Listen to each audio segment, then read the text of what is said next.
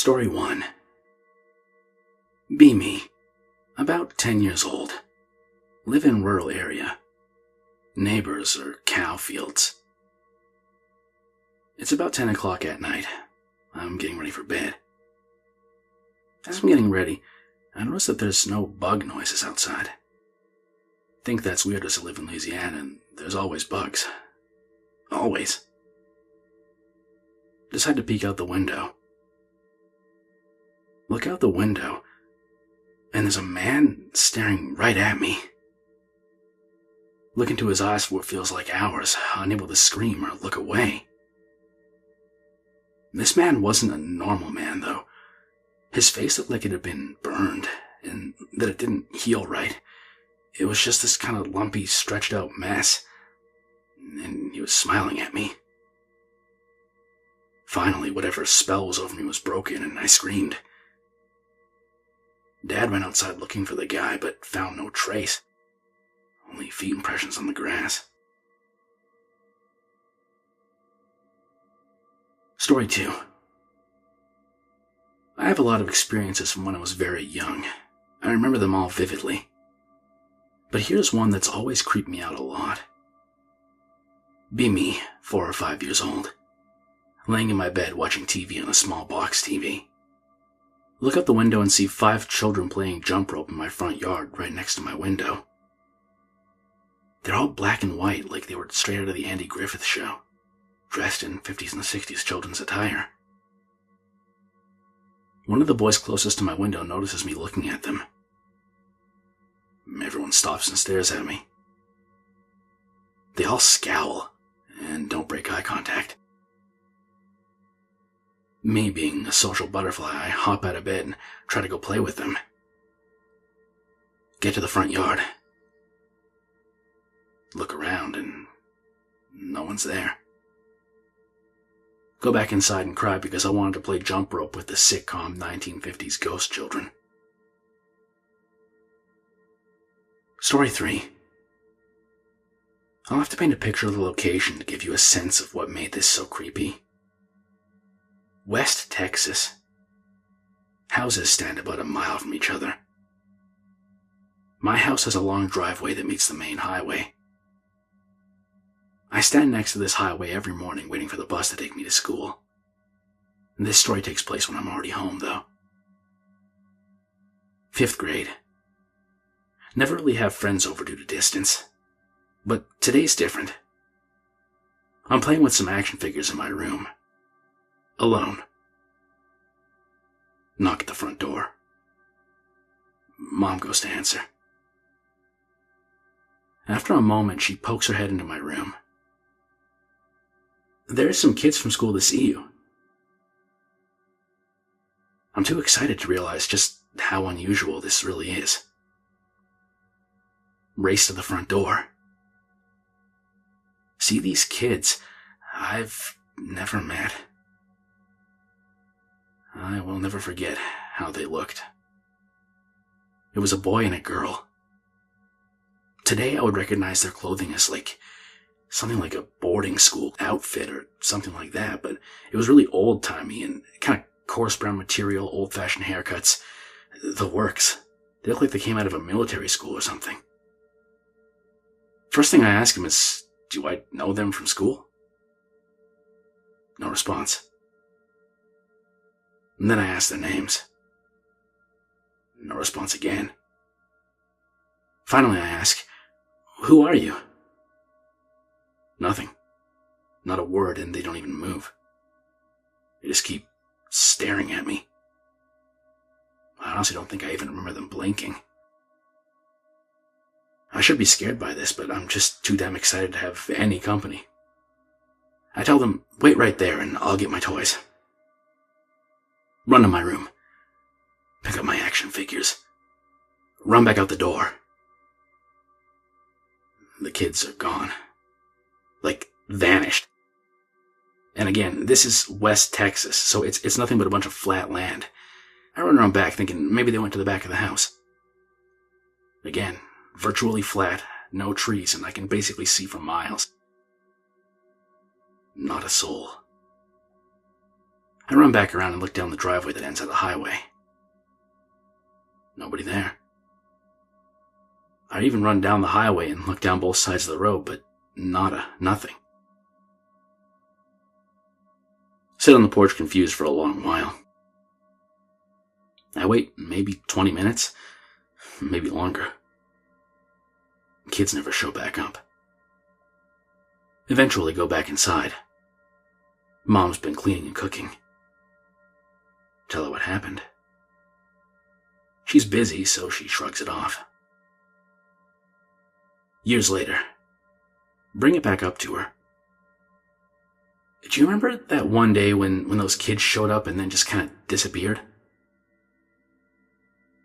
I don't even mention what the kids looked like, but Mom knows right away. She tells me, I actually thought those kids were really creepy. They were dressed up in old-timey clothes, and they had this really weird way of talking. I never heard them speak, so I asked her what they sounded like.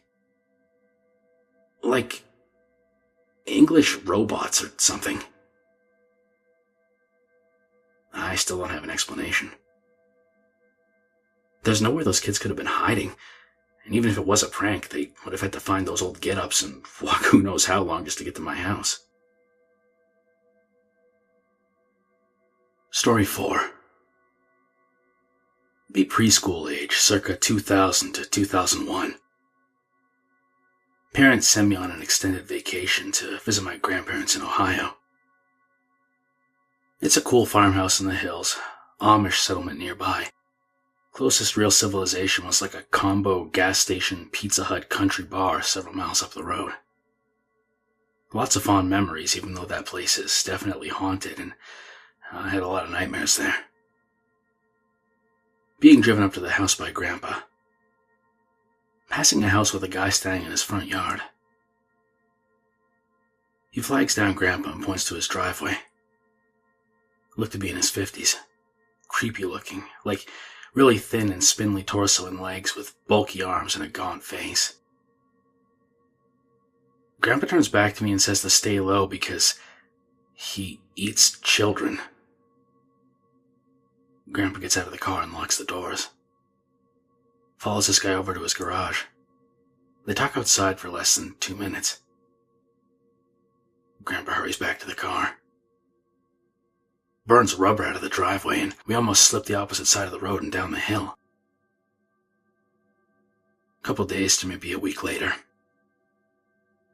Creepy guy comes to the house while I'm playing outside.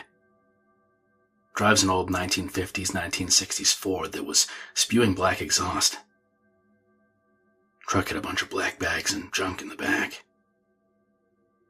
Steps out of the truck, staring at me and grinning ear to ear. Grandpa comes out from the barn and starts leading him that way. And Grandma comes out of the house at the same time and takes me inside. I'm not allowed to come out until the guy leaves. A couple days later, I'm supposed to be sleeping downstairs in Uncle's old room. Old house is creepy at night and makes all manner of noises. Hear something outside. Run upstairs and go to sleep in Grandparents' bed. Have a nightmare where a shadow man's chasing me through the grounds outside of the house and stole my ability to speak so I can't call my grandma for help. Months later, back home in another state. Sleep in the living room because my sister keeps rolling around and making noises in her sleep. Have a nightmare that the same shadow man is staring at me through the sliding glass window that leads outside. Story 5. My memory's pretty garbage, but even still, I can remember a memory from when I was 4 years old in near perfect detail. 4 years old, sleeping in my room. In my dream, I'm floating outside my room's window on the second floor, like 10 feet away. I can see the shadowy outline of something. The only really distinct thing I can make out is the top of its head sprouts out in different directions, kind of like a jester's hat. It's climbing up the gutter next to my window. Wake up and it's daytime. Fast forward like 5 years. Different house now. Go out to the garage to grab a drink from the fridge. Didn't bother turning on the light. After grabbing a drink, I close the fridge door, and to my right is the same being standing there in the darkness. Like a darkness outlined by how it's darker than the surrounding darkness. It disappears pretty much the moment I see it. It's been 10 years and I haven't seen it, but I'm still hesitant to go anywhere without turning on the lights now. Story 6. 8 years old. Riding my bike around in the woods on the edge of town. Gets dark. Come back into town on a trail that goes right behind a pizza place. Come around the back of the pizza place and see a man lying on the ground on the other side of a chain-link fence. Perched atop the man is Death. Scythe in one hand. Tattered dark gray cloak. Hood over the head. Literally the Grim Reaper. Death's hand is on the man's chest. Death turns and looks at me. All I see is the bottom of its chin. Bone white collar under the hood. Instant reaction is pure terror. I scream. Immediately switch from terror to anger and start screaming some more. Get away from him! Over and over. Someone from the pizza place hears me and comes out the back door. Sees what's going on and calls the police. Turns out the guy on the ground was just some homeless guy who had passed out, and Death was just another homeless guy who saw a passed out person and was searching through his clothes to try to find money or something. The reason I saw bone was because the guy was pale as shit, and his scythe was just a walking stick. Not everything can be spooky, I guess. Story 7. Saw someone wrote something similar to this. Got creeped out again because something similar happened to me. Be me, 8. Wake up in the morning. Go to watch some morning kids shows. Watch something on TV, but suddenly get sleepy. So sleepy that I lay on the sofa and decide to sleep. Randomly wake up in the hospital. Parents ask me how the hell I broke my leg. They tell me that I woke up and they had me watching TV, and then we had some breakfast and I went out to play and then somehow broke my leg and literally crawled back to the house. Dad found me and then took me to the hospital. But I don't remember any of this.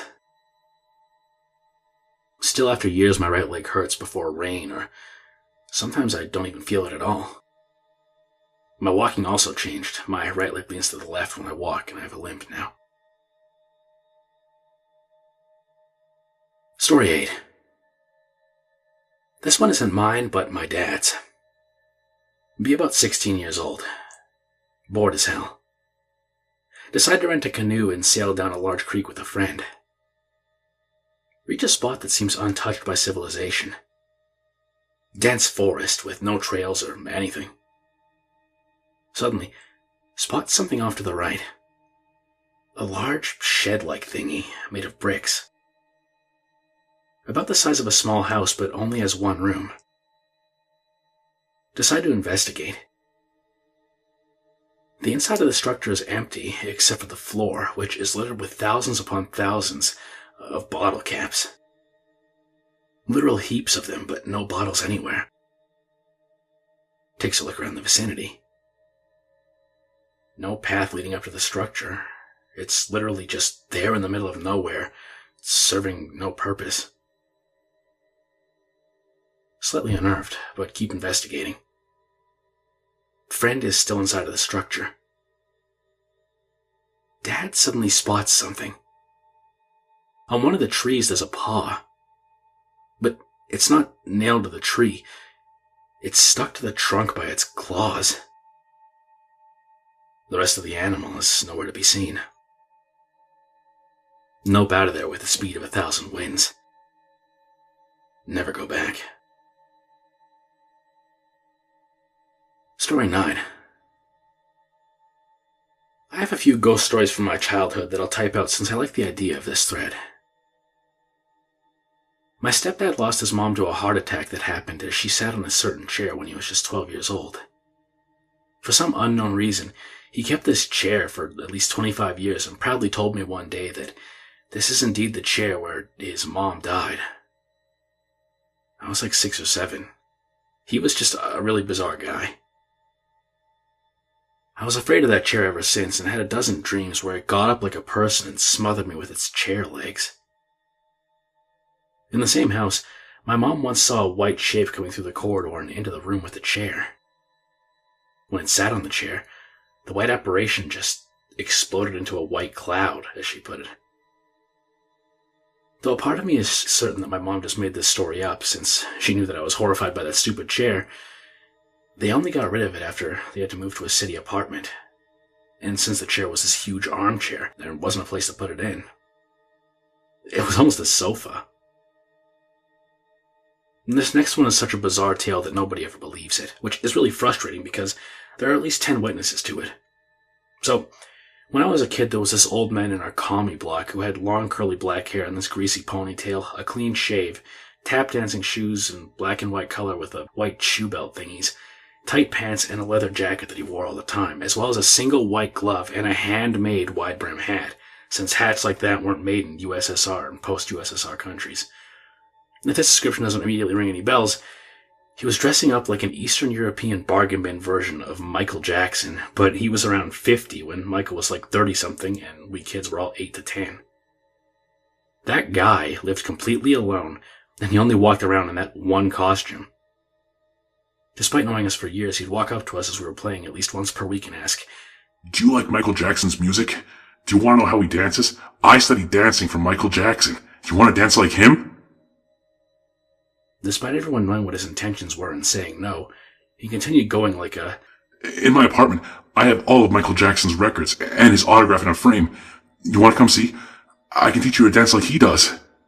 He repeated shit like a robot.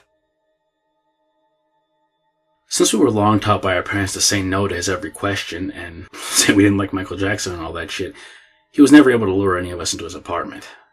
But, goddamn man, how bizarre is that? A commie block had a man dressed up like Michael Jackson constantly harassing small kids, begging them to go into his apartment, and the most protection our parents provided us was making us promise that we just wouldn't go. I mean, he could have just grabbed us one day or something, right? Anyways, he died from a bad heart when we were like 15 and didn't interest him anymore. I gotta wonder though, did he score at least once before dying? I hope not. Story 10. Not really paranormal, but it was plenty weird. Go magnet fishing with brother. Never find anything except for old fishing hooks. Start checking Google Maps for more hidden bodies of water. Find one. Research area, and many battles took place there. Rope other brother into it after I convince them both that this small lake is gonna have some sort of treasure trove in it that we can use to make the Staffordshire hoard look like loose change. It's only 500 feet by 200 feet and you can see all around it and it doesn't seem very deep either, but still, that treasure ain't gonna rescue itself. After about an hour we found some fishing hooks. Nice day at least. Quiet too. But suddenly it gets interrupted by some guy jumping up from under the water in the middle of the lake, taking an enormous breath and then just going back under. We run away. Leave magnet and potential treasure behind. I've never been back since, and this was about 10 years ago. To say that I shit my britches would be an understatement. I mean, whoever it was didn't have any kind of breathing apparatus on them, and we would have easily seen them enter the water, so I honestly don't know what the hell was going on.